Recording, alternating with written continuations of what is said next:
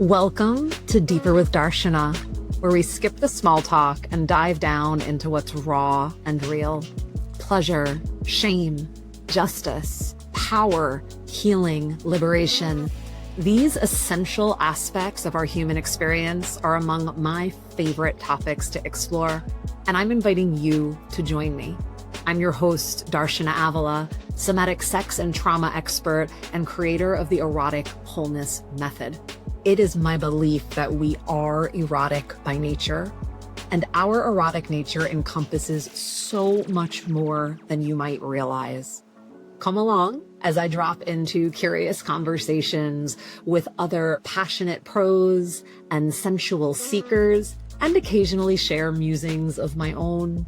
Bring your curiosity, your sacred, messy, beautiful humanity, and all the parts of yourself. And let's go deeper together.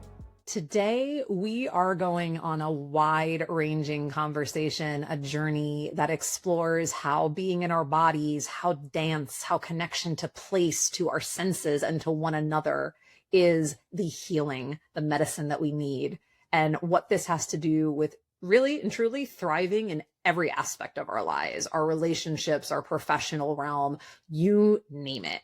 I am in conversation today with Uzo Nwankpa, who is a public health nurse scholar and an Indigenous healing arts practitioner. She weaves together evidence-based somatic tools, expressive and spiritual practices, and restorative circles to help people reconnect with their bodies, their purpose, and each other.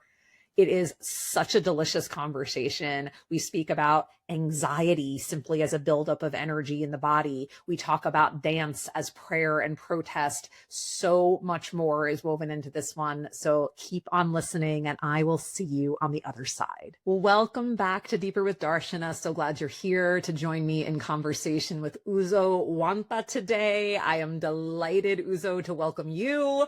Thanks so much for being with us. Thank you so much for having me. Yeah. So I'll offer our shared background is many moons ago, years ago, we met through a really gorgeous collective of female-bodied folks and women's exploring embodiment. I have a distinct memory of you leading a dance class, a session that was all about dropping into our hips and our pelvis. And I was like, who is this woman? I want the magic and the medicine that she's carrying. And so it's a delight to reconnect with you all these years later and get to, well, I guess pick that thread right back up, huh? Yes. Oh my God. I'm so glad that that is your memory of me, is dropping into the hips and the waist. Not much has changed since then. There we go. Yes. If it ain't broke, don't fix it. And that little pun gets to be a great jumping off point because you're very dedicated to helping to fix what is perceived as being broken. I would argue, none of us truly is, but between your professional path as a nurse and a scholar and academia, and then the deep passion and the lineage that you carry with your ancestral healing and community healing, like you are really up to that. And I'd love to just start in wherever it makes sense for you to pick up of like your journey of weaving this very, like mainstream academia world with a far more embodied Indigenous wisdom that you carry through your lineage. Like, what has the journey been to creating that tapestry? Anywhere you want to start. Wow. Thank you so much for that question, because that's the question that I have to ask myself frequently, right? How did I end up here, and why does this feel like going uphill? To be honest, merging the worlds, in fact, integrating all of my selves has proven to be much more difficult than I thought it would be. Being able to embody professionalism as an academic or as a professional nurse requires a sort of shutting down of the body. And then in this other world, The full expression is exactly what the body needs to be in its authentic state, to be at its full alignment, to be at its most connected and aligned with source. And it just felt to me like by bringing this two together, we're kind of bringing together the best of all the worlds. Now, teaching, for example, in a classroom, I might sneak it in or not so sneak it in because, it's part of the curriculum to regulate yourself before the class begins and for us to get in cohesion before the class begins and connect with each other. And the best ways I know how to do it includes breathing and moving our bodies and moving, our breath with sound. And so from that perspective, they might understand it, right? We have a little bit more science that's helping to prove these nervous system regulation that we didn't have even 15 years ago, right? So it's helpful for me to have the science now to prove what Indigenous people have known for a very, very, very long time.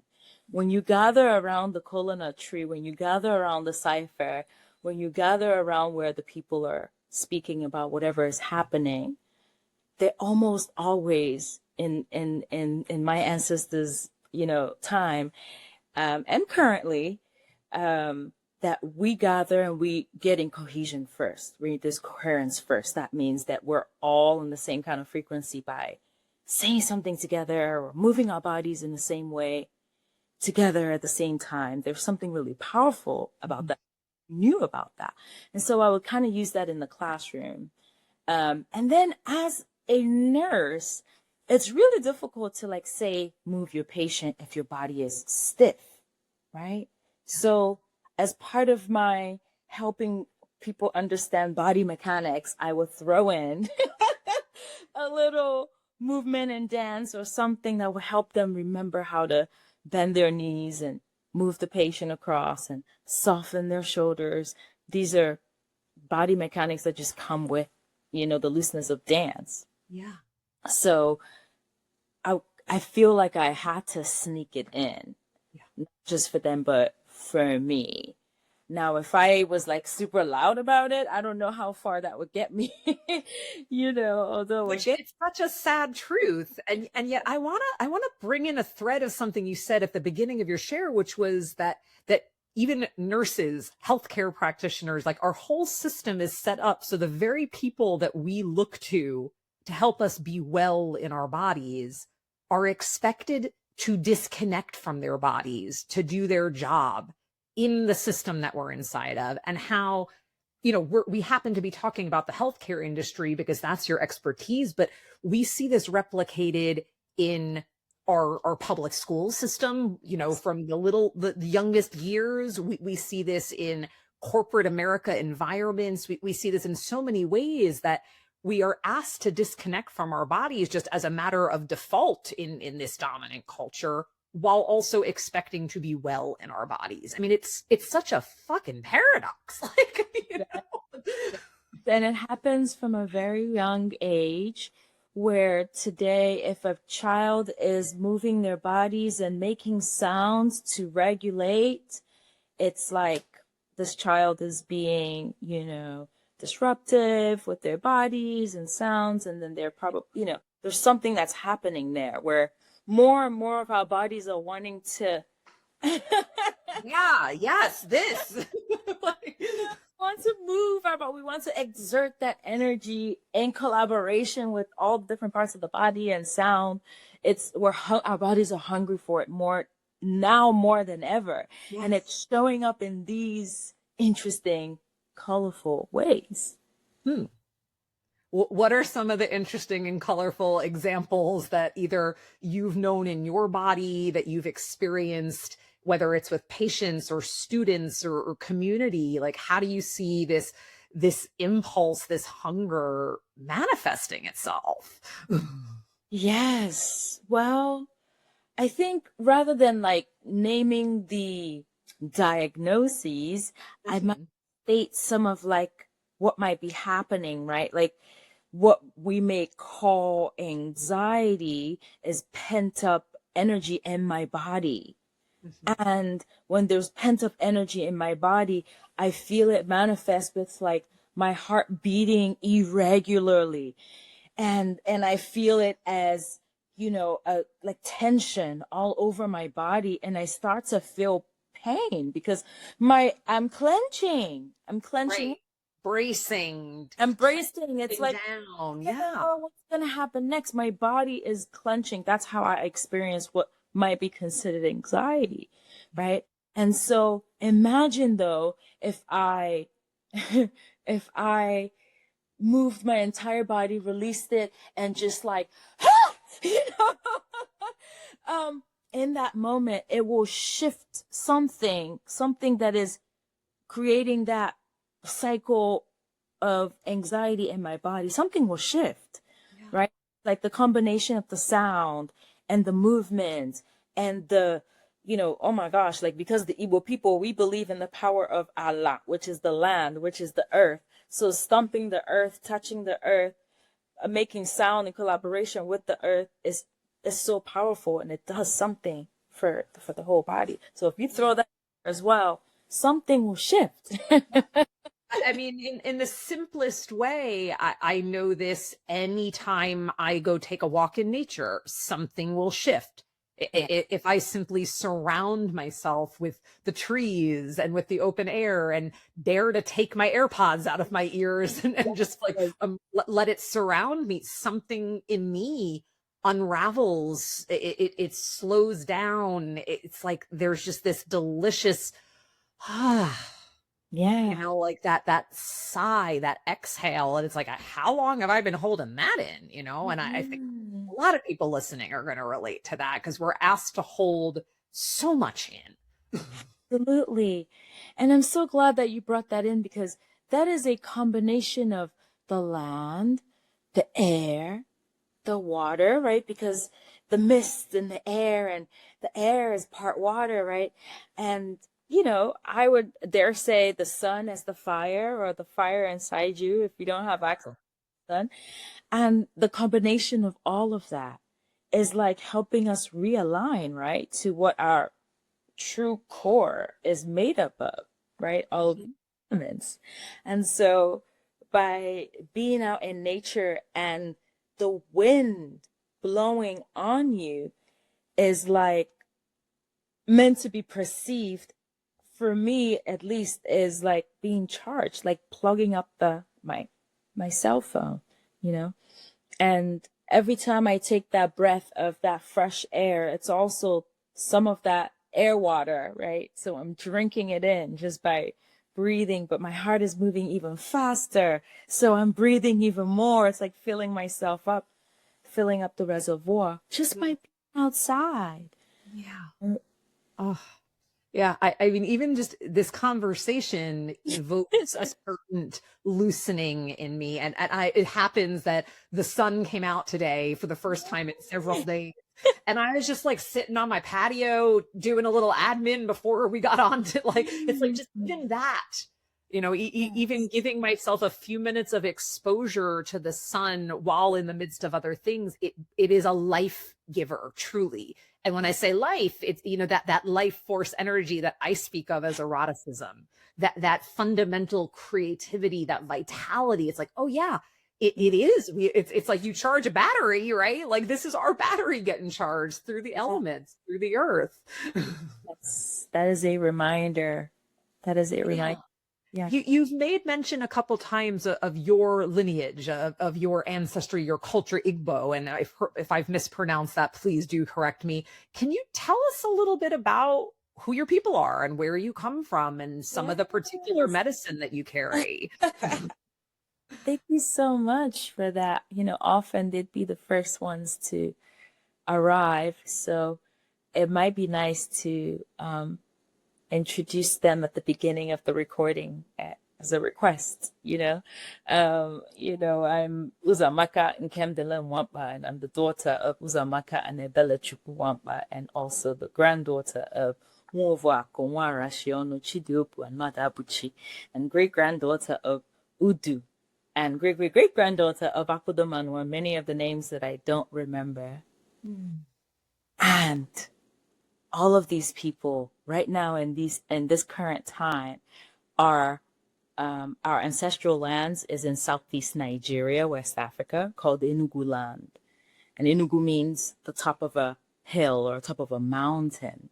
So we're sort of like mountain people. But we're also at the base of the mountain is the rivers. I come from the sacred rivers of Iwolo Isiago. And those rivers birthed me and my father and his people. And so I follow the laws of Omenana, which is the way of the land. And if I do my best to respect the planet, you know, from which I have come from, the mountains, the forests inside the mountains, the rivers, then I respect myself and I respect humanity, which is just this small in comparison to, you know, the world, the world that we, that's my philosophy. Human world. Yes, not just the human world. So, and this is a reclamation for me because I haven't always been in this consciousness, if I may say, you know. Please do. I think it's really, I think it's so important to presence those kinds of things. I know me, I love to be like, I'm as perfectly imperfect as everyone else. Or like just because we are in positions of healing and teaching doesn't mean we've always been attuned to that part of ourselves. So yeah. It's really interesting because I currently live in the Tongva region at the moment, which is also in the Los Angeles, greater Los Angeles area. And, you know, California as a whole, Turtle Island. I am a visitor here on this land. And, you know, being a person who's an immigrant and having to learn the way of the land, which, if you remember when I said earlier, I practice the way of the land. So I have to, and when that is disrupted, meaning the way of the land has been pushed off into reservations or has been displaced in some way, shape, or form, it takes a long time to get in alignment. Yeah. So I didn't realize how long it would take me as somebody who had come from a setting that was colonized, which was the reason why I was immigrating into a place where I can, right, have a bit more freedom, right, the American dream. And then you realize that Whole other conversation. consequences to that, right? Nothing is those experiences, visiting as a migrant, just like the birds would travel from one place to another, or the seeds from a tree might get blown into one place. It's not always the most pleasurable experience, but that is the experience that forces me or forced me into contemplating what I had always learned about who I was as a woman, as a Black person, as a queer person.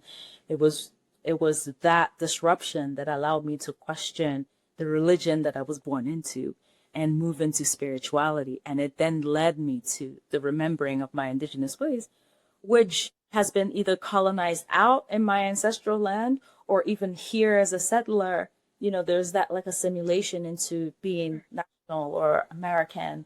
And so all of those disruptions, I believe the medicine on the other side of the pain of that is I have no choice but to find myself. And in the process of finding myself, I had to use my body. How do I find myself? How do I connect with I know by the dancing. Yeah. Sorry, that's the language I understand the most, the first. The music. So let's talk. Can we talk a little more about dance, about movement, about embodiment in particular? Because it's like when you're speaking about that as the way to find yourself. I would argue it's the way for all of us to find ourselves.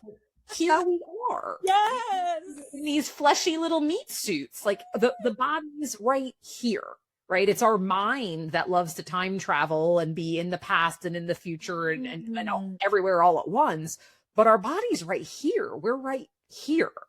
Yes. So whatever you want to do with that little prompt.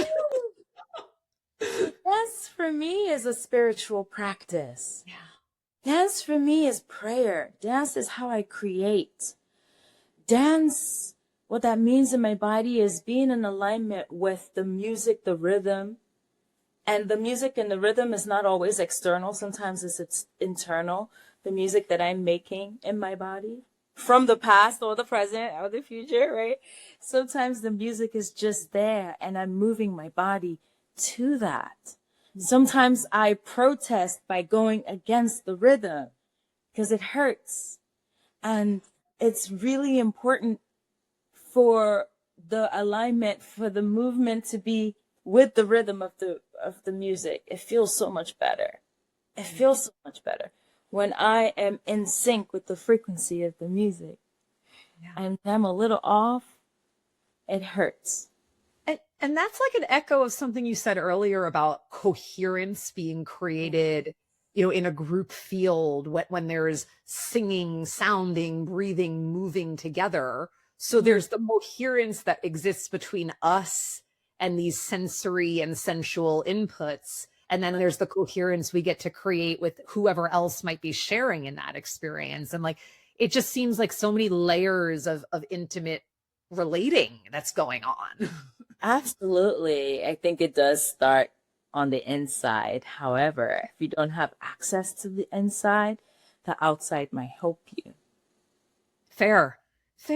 And I think that's a really valuable point to drive home a little more, because we have like, there's some like personal development and self-help, like, talk out there that's like, you gotta love yourself and you gotta heal yourself and you gotta do all this from within yourself. And it's like, wait, what?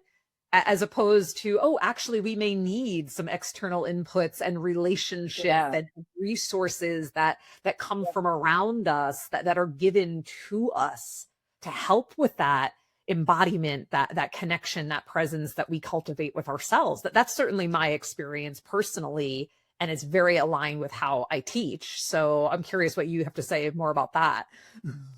Right. I mean, I think what we're going back to is the indigenous ways of being. There is an understanding, a knowledge, a wisdom that the collective plays a part in this. It's like self-care and collective care is like two sides of the same coin. Mm-hmm. You can't have one without the other. Right. And so we must make sure that we're truthful with ourselves, right? When we're able to not care for ourselves, but need the help of the collective. And then also know when we're too drained to pour into the collective that we might need to first address the self. Mm-hmm. It's this sort of like infinity dance, right. The self and the collective. So I can speak to that because I come from a society that values the collective over the individual. And coming to the land that I'm living on, in the context that we're living in, there is, putting the individual first is the culture. And you get praised by doing so much by yourself and carrying so much by yourself. Like, wow, how amazing. But that can get you really sick. Oh, yeah. So you're getting all the praise, you're getting the social, currency of doing it all by yourself, Black woman. And then you realize that it's like golden handcuffs. Yeah. There's no network, there's no net that works around. And it's just not sustainable. It's not safe. And the dance between coming from where I came from, which as a young girl, with my different way of thinking and being in my society, I wouldn't thrive as this loud individual, Leo rising person, right? Like, it was important for me for my environment to be changed, like the seeds that get blown off the tree, to knowing the wisdom that it probably will thrive better in a different environment. I think that's what happened to me. I know that's what happened to me. I was able to realize in a different way that my ancestors, especially female ancestors, didn't get to, you see.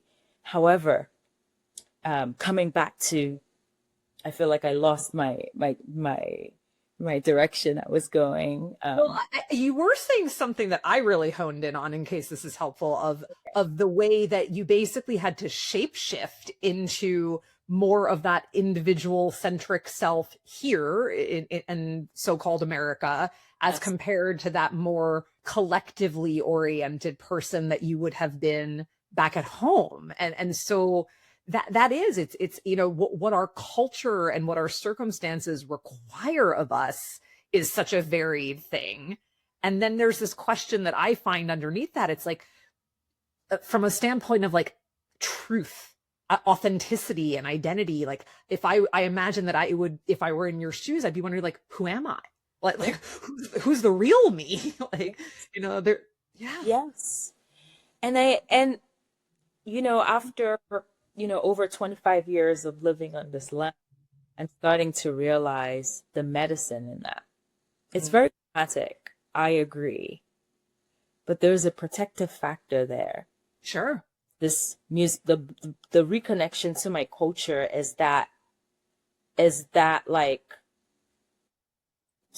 it's the armor that has protected me as I was trying to figure out who I was on a foreign land.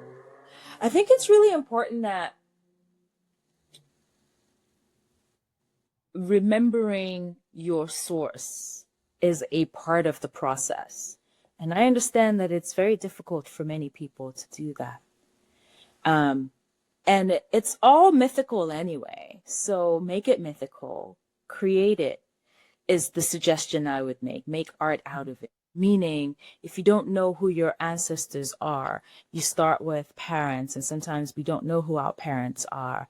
And that's okay. You still have parents, and they have parents, and they have parents. And all of those parents all together are your ancestors, regardless of where they've come from. And being able to recognize, honor, venerate, be grateful for that is like venerating yourself, because you come of that. You are of that. There's a staking of that, no matter where it comes from, no matter where it happens. And because of that, we're able to recognize that we're all connected. Right. I so deeply relate. You know, my people are Ashkenazi Jews. And so I too am a part of a diasporic community, and I don't know much about my ancestors beyond, I don't even know my great grandparents' full names. Mm-hmm. And they're gone, and my grandparents are gone, and both of my parents are gone. And I cultivated moments, I've dipped in and out of it, but just last year is when I really started to cultivate a sustained daily practice of ancestor reverence and connection and tending, because I realized that, you know, so much of what can feel troublesome as I'm out relating in the enfleshed, you know, circles of belonging that are here in real life, my friends, my family, my lovers, things like that, like the places where I bump up against I don't belong or this doesn't fit, I'm finding healing for that in going back and connecting to the lineage from which I came. And I think that this is something that, well, I'm sure people are talking about it, and I want to talk about it more, that a lot of what can feel like it's missing or fraught in the present moment relationships might actually get some relief. Some of that armor can soften, some of that sense of longing can be satisfied when we're actually honoring where we came from, no matter how much or little detail we have about that. It's not that deep either. Like, in other words, and again, this might sound insensitive, but this is coming from the larger scale beyond this lifetime, y'all. This is beyond, this is multiple lifetimes. Lifetimes that you can't even imagine, even if you tried.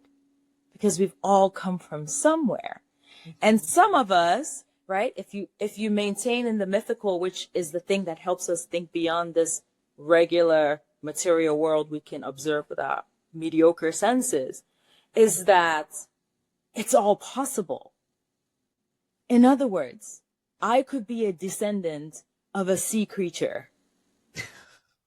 Yes, because it's possible in this if we hang out in the mythical, which indigenous people often do with the story, it allows you to believe what is much bigger than you, because how could you even imagine?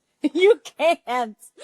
No, and I want to just tell you this morning, I mean, we could not have planned this if we tried. This morning, I often pick up, if you're familiar with the little tiny book, Undrowned by Alexis Pauline. I happened to be reading that book this morning, which is about Black mythological marine creatures. I love that that's what you said. Yes. I will put that book in the show notes because Alexis Pauline Gumbs is a gem. Yes, absolutely. And I also want to shout out Octavia Butler. Oh, heck yeah. Octavia Butler is another, obviously, she's like a Black woman living in America in Jim Crow time. However, the imagination, that wasn't even imagination, that was prophecy. That was prophecy. But if we wanted to take it to the most basic understanding, it was all in the head and it came into paper. Yeah. And it created worlds. Some of her books have changed my life. Same. Because I'm able to imagine things that are like, well, why not? Octavia Butler was able to write all this amazingness down and take me to worlds I never imagined I would go to. Yeah. Incredible. Who's to say that it's not a quote unquote truth? Like, that the imaginal, that the mythical is any less real. Like, oh my God. I love where this conversation is going. Yeah, because I genuinely, I consider Octavia Butler an elder.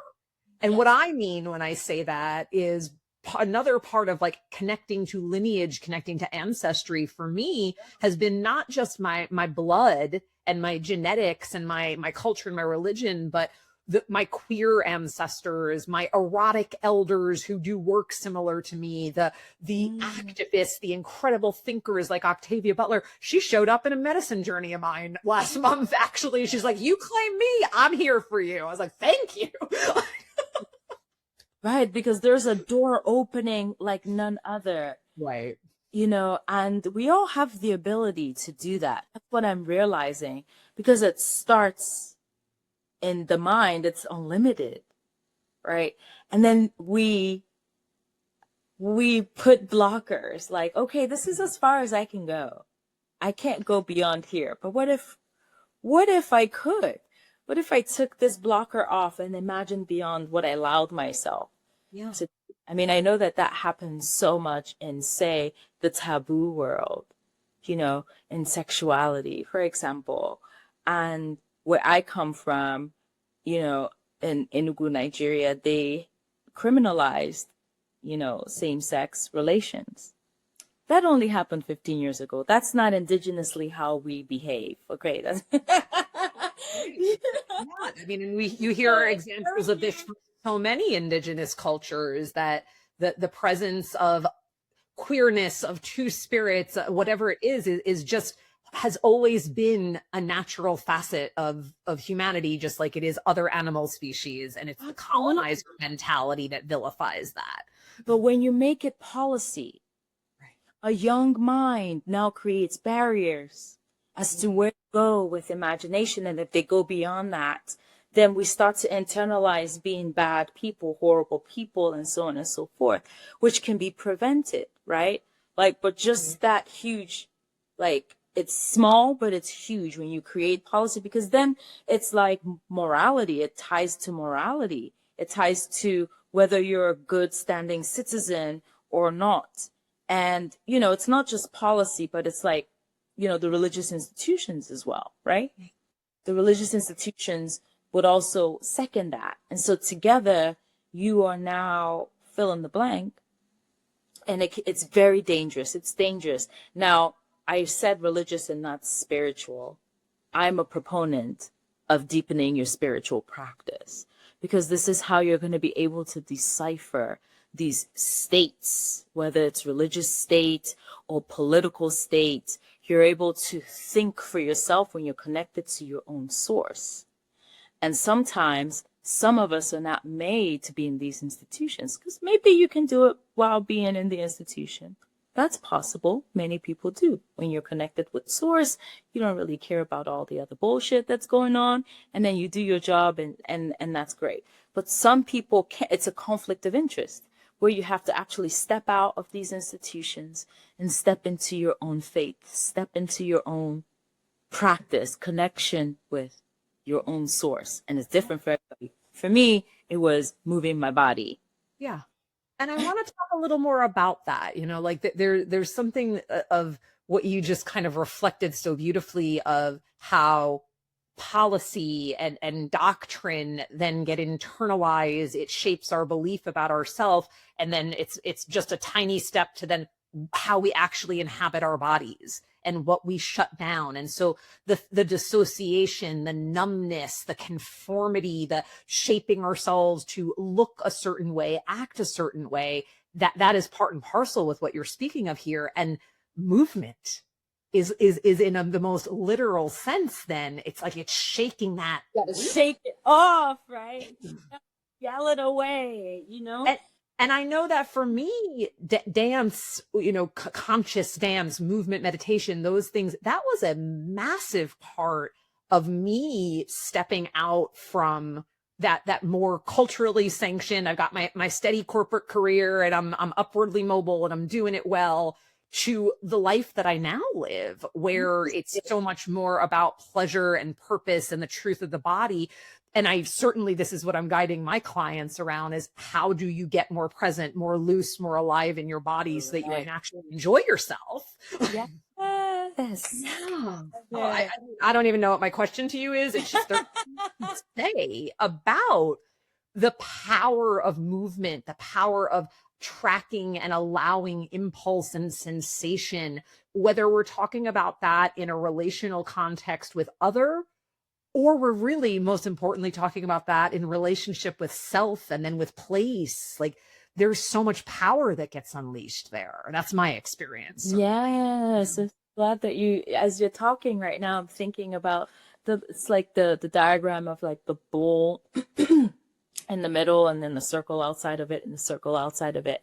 And right in the middle, right, is, I believe this is the socio-ecological model. I want to make sure that I quote them because I'm not making this up. It's not mine.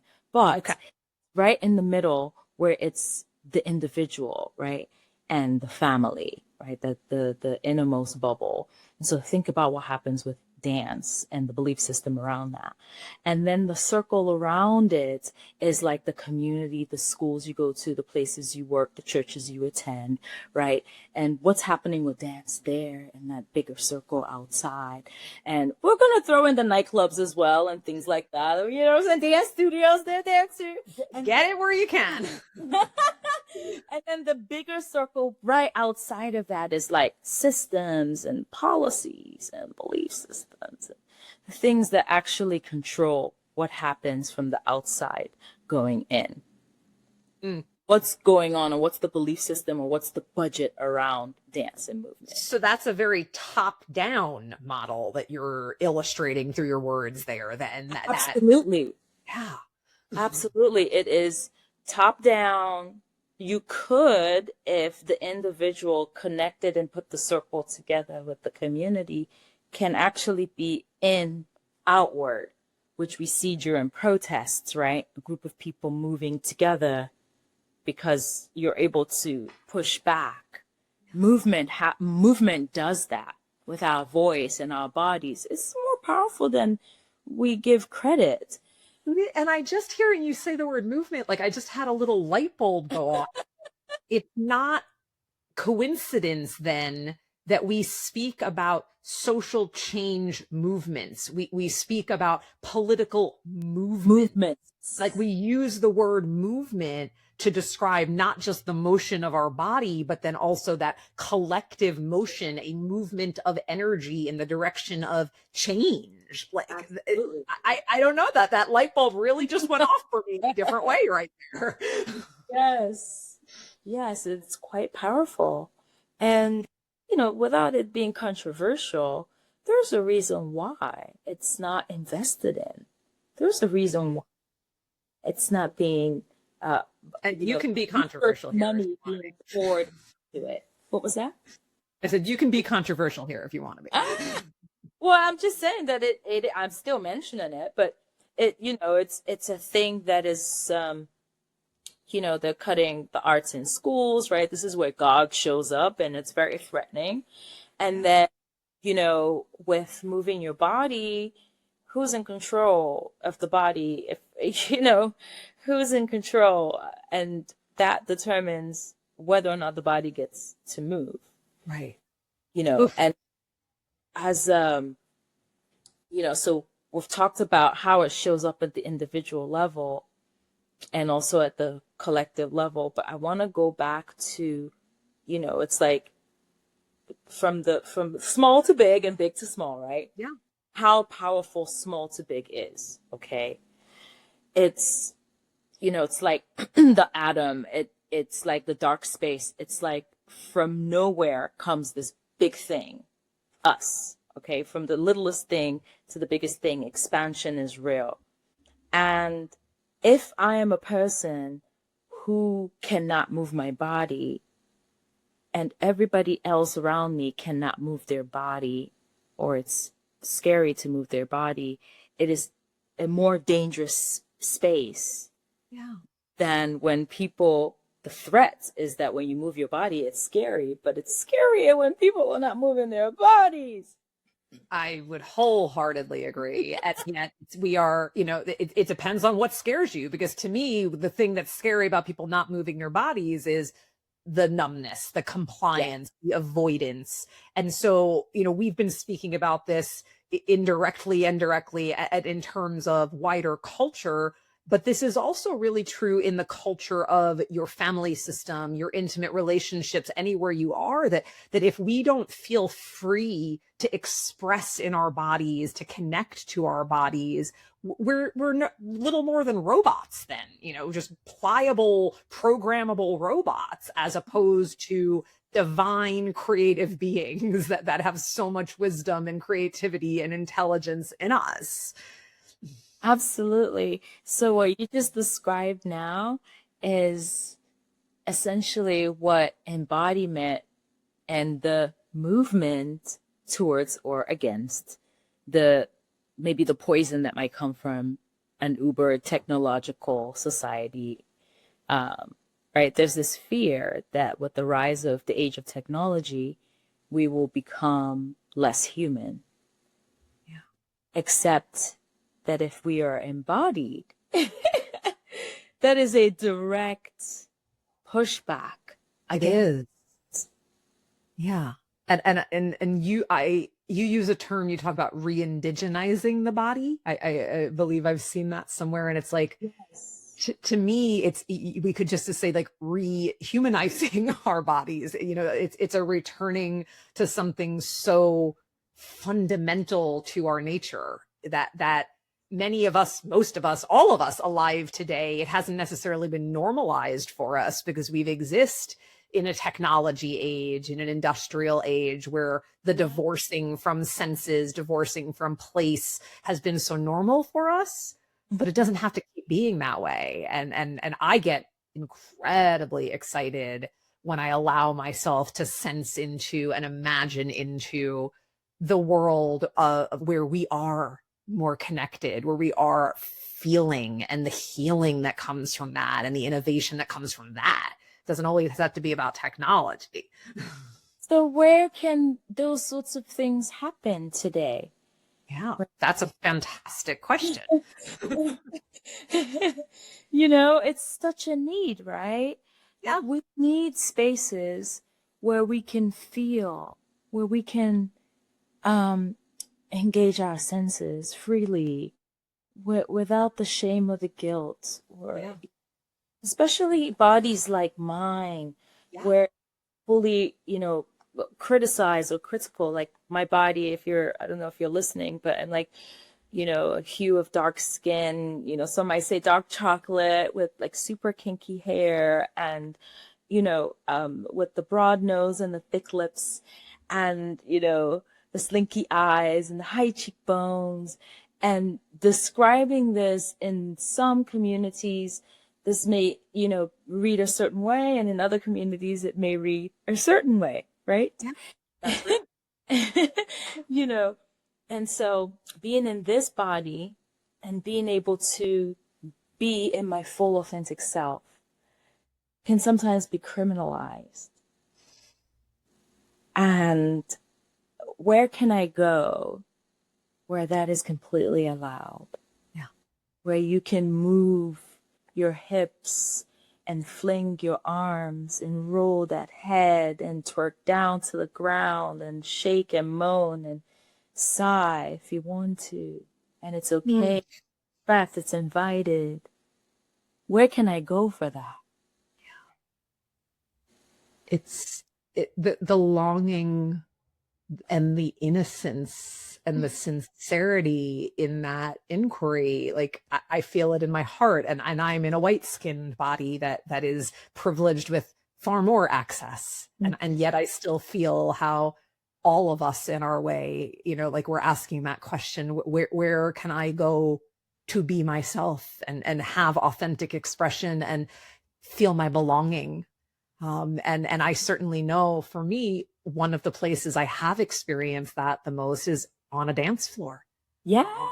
Like and I'm not, me, my nightclub days are gone. My using substances and those containers are gone. Like conscious movement spaces, whether that is, an African dance class, an ecstatic dance floor, which, and again, there are issues around race and privilege that show up in those communities. They have to show up in those spaces. Yeah.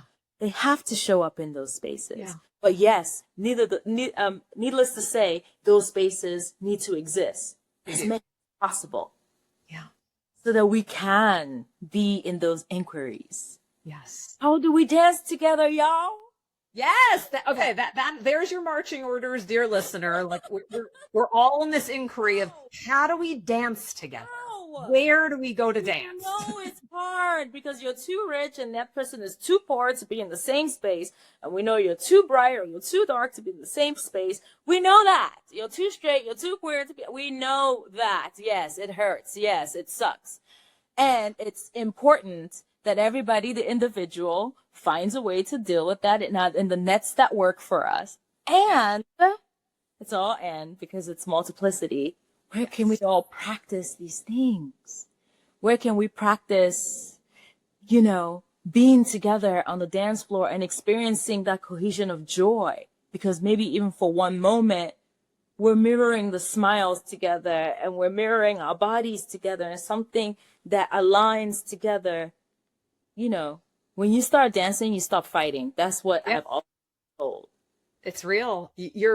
That inquiry reminds me, we here in Oakland, California, there is a space that happens, a public space that doesn't cost any money. It's donation based. It's Friday nights by Lake Merrick, which is and it's an event called Days Like This that is exactly what you're describing. That is exactly people of different races, different ages, different socioeconomic standing. And it's just great house music and everybody's bumping together. Yes, this is what we're community member. Yes, that is exactly it. That is a space where you can go and be free. More of those spaces, please. Yeah. Oh. Well, this has just been such a delightful conversation to be in with you. We can keep going for hours, clearly. I also wanted to share that I do my best to create spaces like those as well. You do. That's exactly what I wanted to yes. Tell us about the spaces you create and if it's something that people who are listening have the possibility of accessing, like how would they do that? How would they lean in? Yes. A lot of what the way I am attempting to move these days is to be called, to be reached into, to go where I'm wanted and celebrated, So if you feel called to reach in, I welcome that. Now, the spaces that I love to create are spaces that allow us to be in our bodies, be embodied, connect with community, using these indigenous ways of being, meaning the way of the land. That's the way I'm using the term indigenous. I am not indigenous to native, to the, Turtle Island, the Americas, but I am an indigenous woman from the Igbo culture. And so everything that I have mentioned is something that every human can relate to. The connection to the elements and where you can find that in your body and how we can utilize it. It's free-ish, right? But the access to the elements, water, air, fire, and land, right? It's what the socioeconomic and cultural challenges, of course, all come into this. However, that is something that I believe that we can all relate to. And when we move our bodies together in spaces where we can move consciously, I believe that it changes who we are. It changes how we relate with each other. And I suppose that we can probably, wellnesspromoters.net is, a hub where you can find all of the things. I teach about this, but it's mostly experiential. I'm not sure when. No substitute for the experiential. We'll absolutely have the links to wellness promoters. Yeah, we'll have the link to wellness promoters and everything else that you're up to in the show notes. I really encourage people to lean in, to call you to them. Like I said at the start, it just makes me remember so fondly the many years ago when we were in a shared physical space and how joyful that is. Yeah, and you as well. I really remember being completely immersed in my deepest, most intimate self in the spaces that you had facilitated as well. You're brilliant in the work that you do, and I do remember. Saying to myself, well, okay, this is badass, first of all. I receive. Thank you. The most beautiful way. And I really appreciate the work that you do. I do. This is something that I believe more people need to be tuned into. That's the source of our true liberation. Indeed. And our personal liberation is in service to our collective liberation, that sacred reciprocity. Yes. Oh, thank you, Uzo. Thank you, everyone who has tuned in and listened today. We're here for you. We are here to drop that deeper dive of wisdom, to give you a little something that inspires you to think differently, to live, love, lead differently. So please know how grateful I am to you for tuning in. And if you loved what you heard, go ahead and do me the favor of subscribing and rating it and sharing it and all those things that help a podcast to grow. It means a lot. And I will see you next time.